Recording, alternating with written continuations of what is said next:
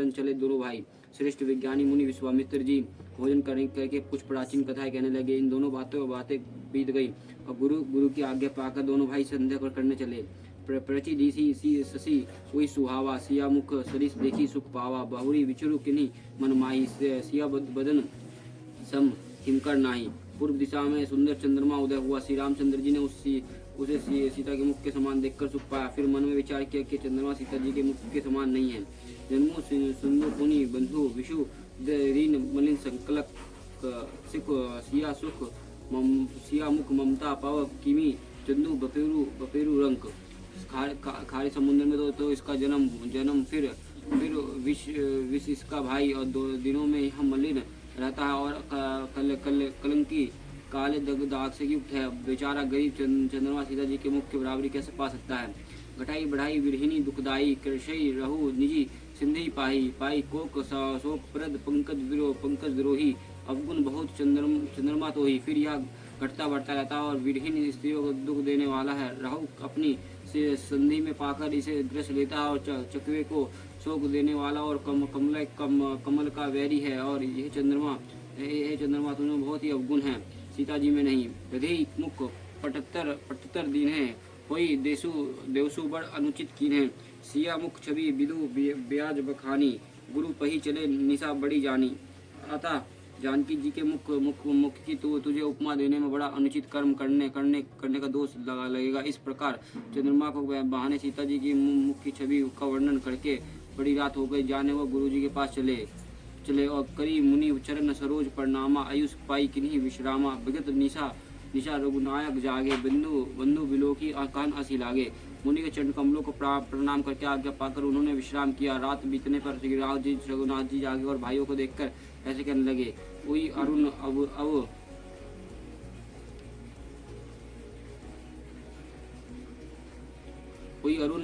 अवलोको दाता, पंकज को लोक सुखदाता। बोले लखनऊ जोरी चुक पानी, प्रभु सूचक मृदुबानी। हे तात देखो, कमल चक्रवाक और समस्त संसार के सुख देने वाले अरुणोदय हुआ है। लक्ष्मण दोनों हाथ जोड़कर प्रभु को सूचित करने वाली कोमल वाणी बोले, अरुणोदय सकुची कुमद उड़गन ज्योति मलिन, जिमी तुम्हारे आगमन सुनी भय निर्गत बलहीन। अरुणोदय होने से कुमुदिन सकुचा गई है और तारागणों का प्रकाश फीका पड़ गया है। जिस प्रकार आपका आना सुनकर सब राजा बलहीन हो गए हैं। नर शब तकत करी उजियारी, टरी न सकी चप तब भारी। कमल कोक मधुकर खग नाना, हर्षे सकल निशा अवसाना। सब राजरूपी तारे उजाला करते हैं और पर वो धनुष रूपी महान अंधकार को हटा नहीं सकते। रात्रिकांत होने से जैसे कमल चकवे और भोरे और नाना प्रकार के पक्षी हर्षित हो रहे हैं, ऐसी प्रभु सब भगत तुम्हारे, हो ही टूटे धनुष सुखारे। वो मनु बुनि शर्म तम नासा, दुरे नखत जग तेजु प्रकाश। वैसे ही प्रभु आपके सब भक्त धनुष टूटने पर सुखी होंगे। सूर्य उदय हुआ, बिना ही परिश्रम अंधकार नष्ट हो गया। तारे छिपे गए, संसार में तेज का प्रकाश हो गया। रवि निज उदय ब्याज रघुराया, प्रभु प्रतापु सब निपुण दिखाया। तब भुज बल महिमा उद्घाटी, प्रगति धनु विघटन परिपाटी। हे रघुनाथ जी, सूर्यों ने अपने उदय के बहाने सब राजाओं को प्रभु का प्रताप दिखलाया। आपकी भुजाओं के बल की महिमा उद्घटित करने और के लिए धनुष तोड़ने की यह पद्धति प्रकट हुई। बंधु वचन सुनी प्रभु मुस्काने, हुई सुचि सहज पुनित नहाने। नित्य क्रिया कुरु पाही आए, चरण सरोज सुभग सिर नाए। भाइयों का वचन सुनकर प्रभु मुस्कुराए। फिर स्वभाव से ही पवित्र श्री राम जी ने सोच से निवृत्त होकर स्नान किया और नित्य कर्म करके वह गुरु जी के पास गए। आकर उन्होंने गुरु जी के सुंदर चरण कमलों का सिर नवाया। सतांदु तब जनक बुलाए, कौशिक मुनि पही तुरंत पठाए। जनक विनय तिनी आई सुनाए, हर्षे बोली ले दे भाई। तब जनक जी ने सतानंद जी को बुलाया और उन्होंने तुरंत ही विश्वामित्र मुनि के पास भेजा। और उन्होंने आकर जनक जी को विनती सुनाई और विश्वामित्र जी ने हर्षित होकर दोनों भाइयों को बुलाया। सतानंद पद बंदी प्रभु बैठे, गुरु पही जाई। चलू तत्व मुनि कहू तब पठवा जनक बुलाई। सत्यानंद जी के चरणों की वंदना करके प्रभु श्री रामचंद्र जी गुरु जी के पास बैठे और तब उन्होंने कहा जाता चलो, जनक जी ने बुला भेजा है। मास पुराण 8वां विश्राम। सिया स्वयंवर देखी जाई, इशु कही दो दो दो दो दो देई बढ़ाई। लखन कहा जस बजनु सोई, नत कृपा तब जपर होई। चलकर सीता जी के स्वयंवर को देखने चाहिए, देख ईश्वर किसको बड़े बड़ाई देता है। लक्ष्मण जी ने कहा, हे नाथ, जिस पर आपकी कृपा होगी वही बड़ाई का पात्र होगा। दोनों तोड़ने सेहरे कि उसकी प्राप्त होगा। हर्षे मुनि सब मुनि सुनी बरवानी, दिन्ही असीम सभी सुखी मानी। पुनि मन मुनि वृंद समेत कृपाला, देखन चले धनुष मखशाला। इस श्रेष्ठ वाणी को सुनकर सब मुनि प्रसन्न हुए और सभी ने यह सुनकर आशीर्वाद दिया। फिर मुनियों के समूह सहित कृपालु श्री रामचंद्र जी भी धनुष यज्ञशाला देखने चले।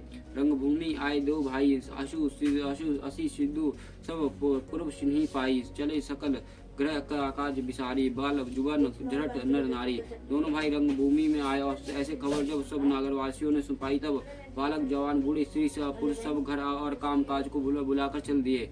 देखी जनक भीड़ भे भारी, सूची सेवक सब लिए हकारी। तुरंत सकल लोगनी पही जाहू, आसन उचित देहु सब काहू।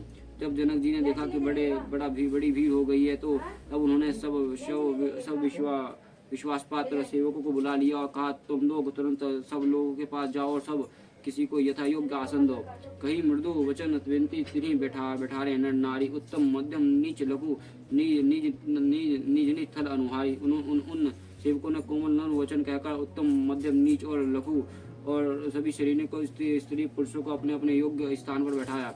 राजकुमार ते ही अवसर आए, मनोहरत तन छाए। गुनु सागर नगर बर वीरा, सुंदर श्यामल गोर शरीरा। उसी समय राजकुमार राम लक्ष्मण आए और वे ऐसे सुंदर मानो साक्षात मनोहरत हो। उनके शरीर पर सारी छा रही हो। सुंदर सांवला और गोरा उनका शरीर है। वो गुणों के समुद्र चतुर उत्तम वीर हैं।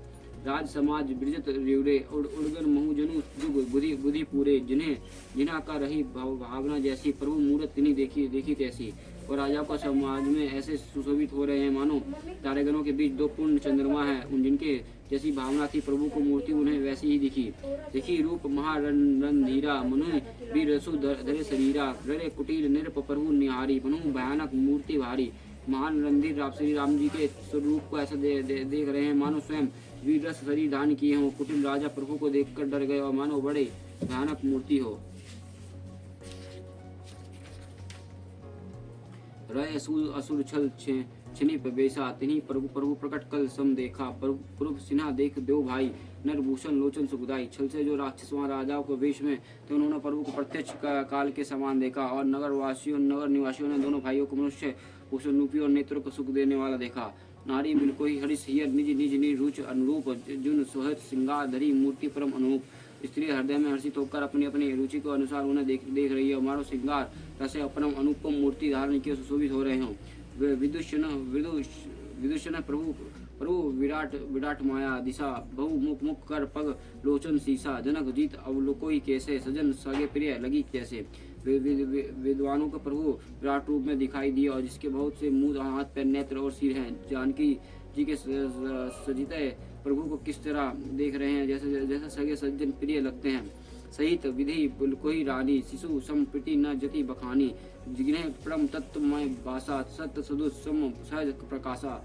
जनक समेत रानियों और उन्हें अपने बच्चों को सामान देख रहे हैं। उनके प्रति का वर्णन नहीं किया जा सकता। योगियों के वे संत शुद्ध और शाम और सवंत प्रकाश परम सत्व के रूप में दिखे। हरि भक्त ना देख देव बराता, इष्ट देव सब सुखदाता। राम ही चितो भय जही सिया, सो सुनो सुख नहीं कथिनिया। हरि भक्तों ने दोनों भाइयों को सब सुखों के देने वाला इष्ट देव का समान देखा। सीता जी के जिस भाव से श्री रामचंद्र जी देख रहे हैं वह इसने और सुख तो कहने में ही नहीं आता। और अनुभवती ना कही सक सो कौन प्रकार कहे कबू को। यही विधि रहा जय जस भाव तही जस तस देखियो कौशल राव। उसने को वह हृदय में अनुभव कर रही है, पर वो भी उसे कह नहीं सकती। फिर वह कोई कवि उसे किसी प्रकार कह सकता हो। इस प्रकार जिसका जैसा भाव था उसने कौशल दी श्री रामचंद्र जी को वैसा ही देखा। रजत राज समाज का महु कौशल राज किशोर, सुंदर स्वयं गोर तन विषव विलोचन चोर। सुंदर सावले और गोरे शरीर वाले, नेत्रों में विश्व भर के नेत्रों में चुराने वाले कौशल दिशे राजकुमार राज समाजों में सुशोभित हो रहे हैं। सहज मनोहर मूर्ति दो कोटि काम का उपमा लघु सो। शरद चंद निंदक मुख नीके, नीरज नयन भवते जी के। दोनों मूर्तियों स्वभाव से ही मन को हरने वाली और करोड़ों कामदेव की उपमा भी उनके लिए तुच्छ है। उनके सुंदर मुख शरद पूर्णिमा के चंद्रमा की निंदा करने वाली है और कमल के समान नेत्रों में मन के बहुत ही भाती है। चित्तवन चरु मरु बन मनु हरनी, भवती हृदय जति नहीं वर्णी, काल कपोल श्रुति कुंडल लोला, चुंबक अधुर सुंदर मृद बोला। सुंदर चितवन और संसार में मन को हरने वाले कामदेव भी मन को हरने वाले वही हृदय के बहुत ही प्यारी लगती है, पर उसमें उसका वर्णन नहीं किया जा सकता। सुंदर गाल और कान चंचल कुंडल है, टोड़ी और अंदर और सुंदर है, कोमल वाणी है। कुमुद बंधु कर निंदक हंसा, भ्रुकुटी विकट मनोहर नासा, भल विशाल तिलक चिलकाही, काच बिलो की अली अवली लजाई। हंसी चंद्रमा की किरणों के तिरस्कार करने वाली है, वो टेढ़ी और नासिका मनोहर और ललाट पर तिलक झलक रहा है, और बुलों को देखकर भोरों की पक्तियां भी लजा जाती हैं। पीत चौतनी सिंही सुहाई, कुसुम कली बीच बीच बनाई, रेखी रुचिरी कम्बु गल कल गिवा, जनु त्रिभुवन सुषमा की सिवा। पीली चकोनी और टोपिया सिरे पर शोभित है, जिनके बीच में फूलों की कलियां बनी हुई हैं। शंखों के समान सुंदर गालों में मनोहर 3 रेखाएं जो मानो 3 लोकों की सुंदरता की सीमा है। कुंजर मानी कंठ कलित उड़नी, तुलसी का माल, विषम कंद केरी ठवन बलि निधि, बहु विशाल हृदय पर कुंज मुक्त युक्त सुंदर कंठे और तुलसी की माला सुशोभित है। उनके कंधे लोग कंधे की तरह है और एड़ी सिंह की सी है, और भुजाएं विशाल एवं बल की भंडार है।